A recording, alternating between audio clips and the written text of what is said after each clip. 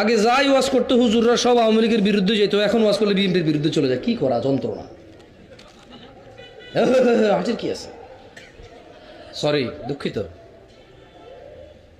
আগে হুজুররা ওয়াজ করলে আওয়ামী লীগের বিরুদ্ধে চলে যেত, এখন ওয়াজ করলে এনসিপির বিরুদ্ধে চলে যায়, ডক্টর ইউনূসের বিরুদ্ধে চলে যায়, কারো কারো ওয়াজ জামাত ইসলামের বিরুদ্ধেও যায়, কারো ওয়াজ হেফাজত ইসলাম অথবা চরমায় যে পীর সাহেব ওনার তো একটা দল আছে ওটার বিরুদ্ধে চলে যায়। আমি একটা জিনিস খেয়াল করলাম, ওয়াজ আর খুতবা শুধু রাজনীতি যারা করে তাদের বিরুদ্ধে বেশি যায়। ঘটনা কি? আর কারোর বিরুদ্ধে যেমন যায় না।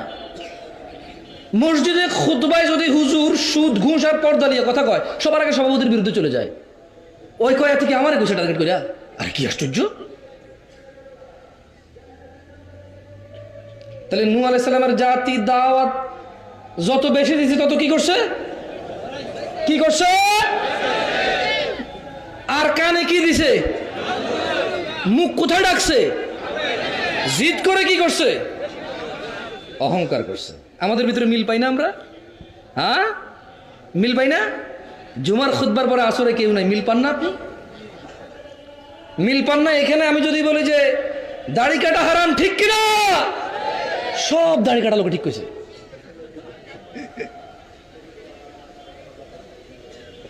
জানা করা হারাম যদি বলি, ঠিক কিনা? সব প্রেমিকরা বলবে ঠিক, কারণ ওই তো এটা ভালো জানে কত বে ঠিক। এটা সুম্মা নূহ আলাইহিস সালাম বলল তারপরে, মানে যখন কানে আঙ্গুল দিছে, মুখে কাপড় দিয়ে ঢেকে নিছে, আর জিদ করে আরো বেশি অহংকার করছে ওনার জাতি, দেখেন উনি হার মানেনি।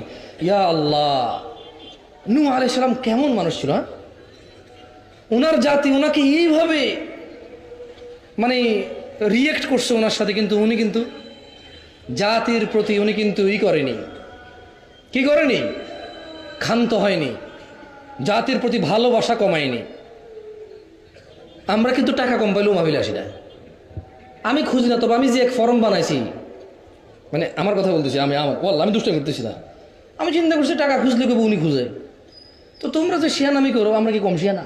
আমি এক ফরম বানাইছি 2022 সালে। এই ফরম 30 জন দাওয়াত দিতে যাইয়া 22 জন বোঝে না কি লিখবে এখানে, আর রিপ্লাই দিতে দেয় না। 8 জনে দেয়, এর মধ্যে 60 জনে সুন্দর করে ইগনোর করে যায়।